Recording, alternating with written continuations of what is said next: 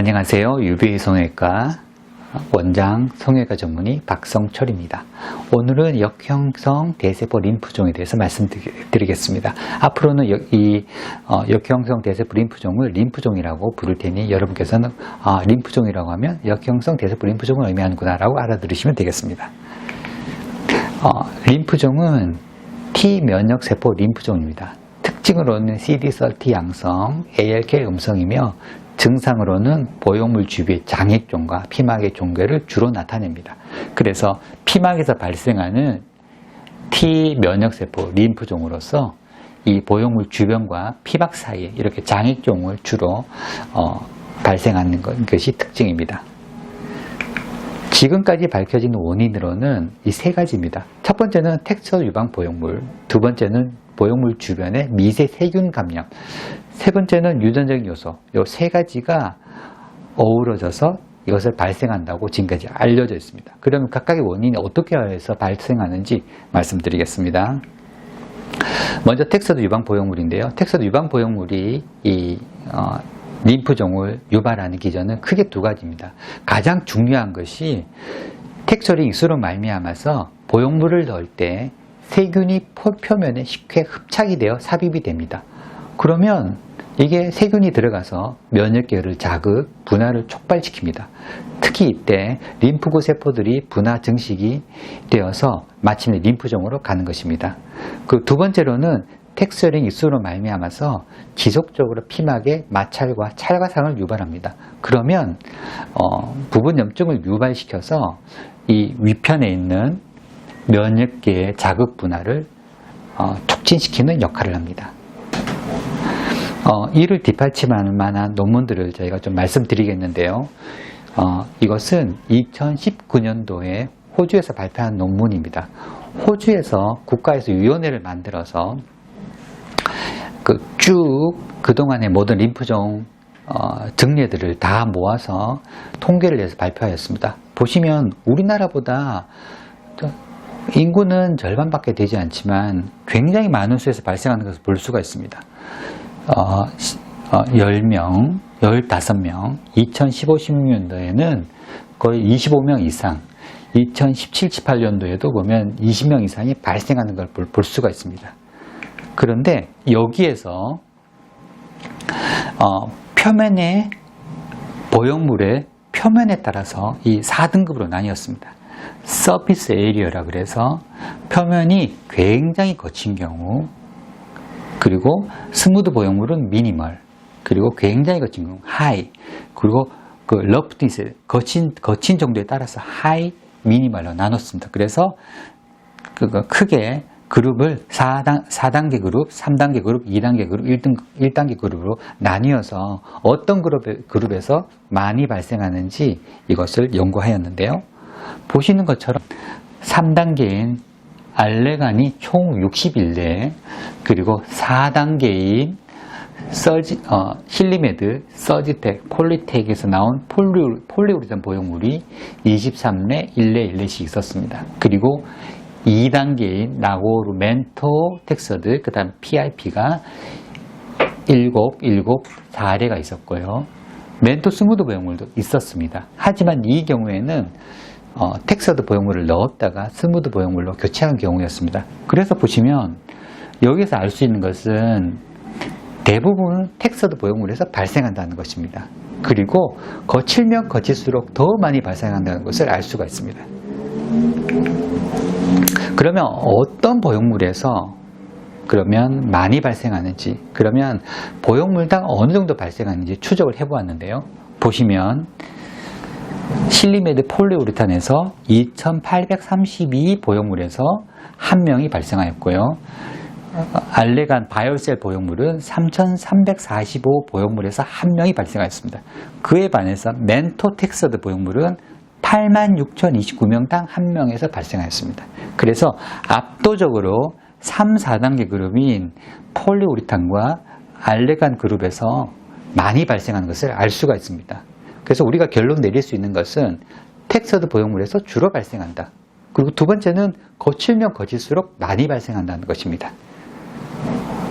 그 두 번째로는 보형물 주변에 미세균 감염에 대해 말씀드리겠습니다.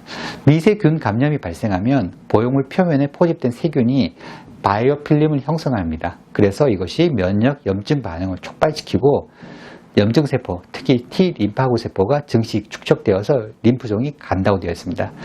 이때 주로 발생하는 세균은 레스토니아 피케티, 그리고 슈도모나스, 요 균들이 주로 발견되고 있습니다. 그래서 실제로 림프종이 발생한 환자의 피막을 제거하여서 이것을 전자현미경으로 보았더니 대부분에서 이렇게 이게 종양세포들입니다. 그런데 대부분 그 옆에 세균들이 이렇게 발견이 되었습니다. 세균. 그래서 이 세균 감염이 가장 큰 역할을 하는 것으로 우리가 알 수가 있습니다.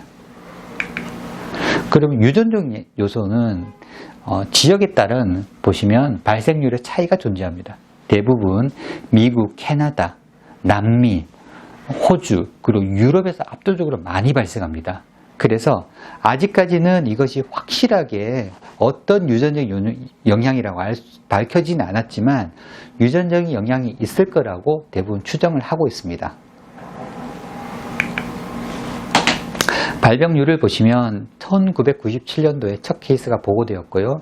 2019년 8월 5일에 미국 FDA에서는 전 세계에서 573 케이스가 발생하였다고 보고를 하고 있습니다. 2017년도 호주 뉴질랜드에서는 55 케이스, 그리고 좀 더 업그레이드 하여서 2019년도에서는 26例의 신규 발생한 환자가 있었다고 보고 있고요.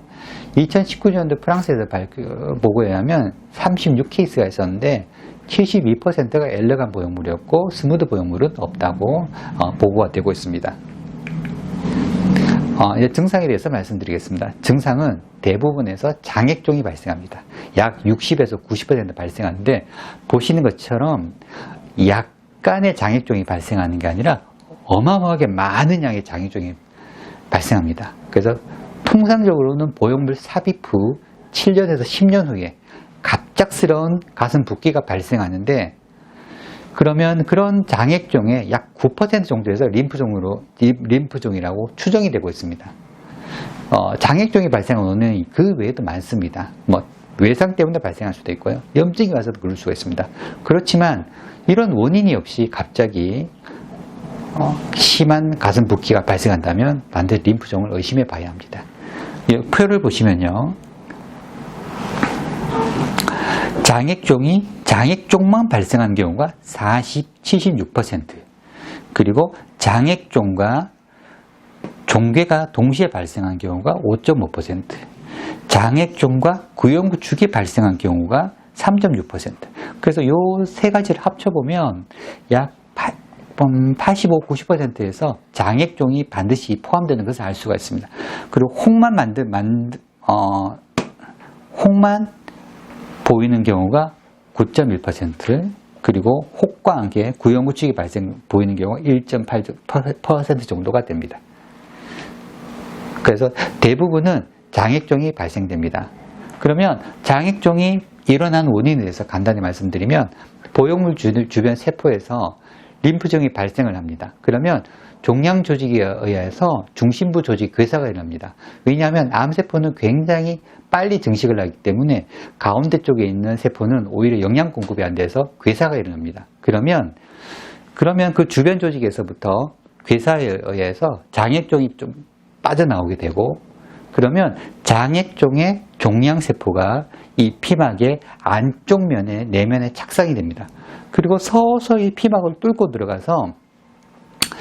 들어가면 섬유화가 발생하고 서서히 피막이 두꺼워집니다. 그리고 피막을 뚫고 나오게 되면 그때부터는 우리가 이렇게 혹처럼 만져지게 됩니다. 그래서 가장 처음 발생하고 초기에 발생하는 증상이 장액종임을 알 수가 있습니다.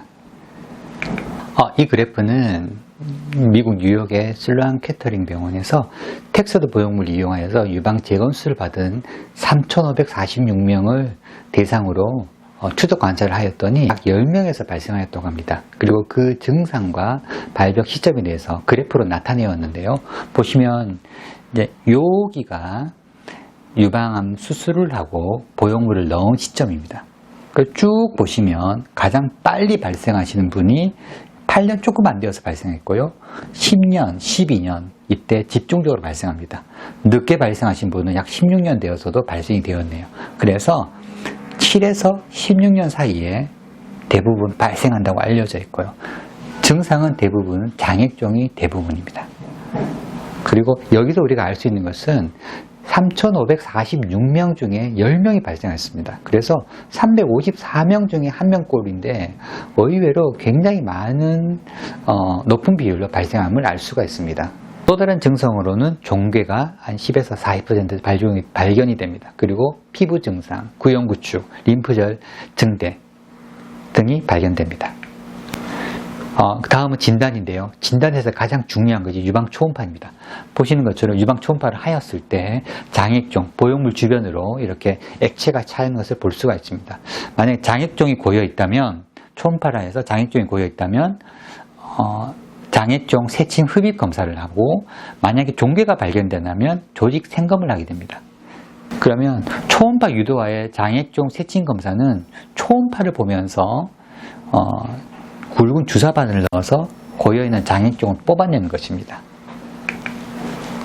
초음파 유도와의 종괴 조직 검사는 물론 동일하게 초음파를 보면서 단단한 조직에 채취할 수 있는 특수 바늘을 넣어서 그 단단한 부위를 일부 떼어내는 것입니다. 그런 다음에 이제 정밀한 조직 검사를 하게 되는데요. 이것은 정상적인 림프구 세포입니다. 그리고 이것은 역형성 대세포 림프종 세포인데요. 보시는 것처럼 정상 세포에 비해서 굉장히 세포가 커져 있고 모양이 비대칭이며 가운데 보이는 보라색 핵이 굉장히 커져 있는 것을 볼 수가 있습니다. 그러면 이것으로 진단이 끝나는 것이냐? 아닙니다. 왜냐하면 다른 염증이나 다른 원인에 의해서도 이러한 세포는 나타날 수가 있습니다. 그래서 다시 면역 형광 검사를 하게 되는데 특징적으로 림프종의 역형성 대세포 림프종에서는 이 세포마다 세포를 나타내는 표시자가 있는데 CD30가 100% 발견이 되고 ALK가 전혀 발견되지 않습니다. 그래서 CD30가 있는지 그리고 ALK가 없는지를 확인을 해서 만약 두 가지 요소를 충족을 한다. 그러면 우리가 역형성 대세포 림프절로 진단을 합니다. 여기서 이제 병기를 말씀드리면 병기는 치료에 굉장히 중요합니다. 그래서 단지 보형물 주변 장액종에만 국한되어 있다면 세포가 국한되어 있다면 1A 그 다음에 일부 암세포가 피막의 내면에 약간 흡수가 되었다면 1B 그리고 일부 피막 전층을 거의 파고들었다면 1C라고 합니다. 그리고 좀 더 진행이 되어서 피막을 뚫고 나왔다. 그러면 2A. 피막을 뚫고 나와서 겨드랑이에 있는 림프절까지 갔다면 2B가 되고 다른 주변에 있는 림프절까지 가게 되면 3기가 됩니다. 그리고 다른 장기, 예를 들어 간이나 폐까지 전이가 되면 이거는 4기가 됩니다. 그래서 대부분 발견되는 경우를 보면 1A, 1B, 1C에서 대부분이 발생이 됩니다. 32, 16% 발견이 되고 다행스러운 것은 대부분 이 병기에서 발견이 되면 사망률이 없습니다. 그래서 조기에 발견되면 전혀 치료를 받으면 전혀 생존하고는 전혀 상관이 없이 완전히 치유가 됩니다. 치료는 초기 1기에는 보형물 제거와 피막 전 절제술만으로도 모든 치료가 끝이 납니다. 하지만 진행된 경우 2기, 3기, 4기에서는 수술과 항암, 방사선 요법을 하게 됩니다. 그래서 피막을 제거하는 방법에는 보시는 것처럼 보형물이 피막에 쌓여진 채로 제거하는 앙블락 제거술이 있고 보형물과 피막을 따로따로 제거하는 피막 전 절제술이 있는데 특별히 ALCL에서는 가급적이면 앙블락으로 제거할 것을 권하고 있습니다. 왜냐하면 보형물 주변에 있는 암세포들이 제거하는 과정에서 주변을 퍼져나갈 수가 있기 때문에 이게 주변 터트리지 않고 그대로 제거를 하는 것이 좋습니다. 지금 보시는 것은 앙블락으로 제거하는 모습입니다. 보시는 것처럼 이렇게 보형물이 쌓여진 채로 제거하는 것이고요. 보시는 것처럼 보형물과 피막을 제거를 한 다음에 피막을 이렇게 절개를 하면 다시 그 안에 보형물이 있는 것을 볼 수가 있습니다.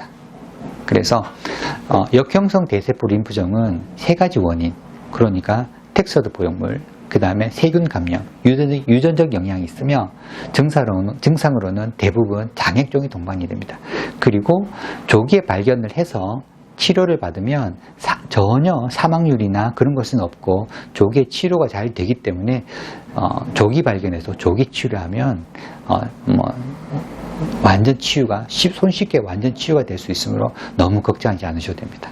다행히 저희 병원은 유방외과 세부 전문의님께서 있어서 전문적으로 이러한 장액종을 검사하고 진단하는 것을 활발히 하고 있습니다.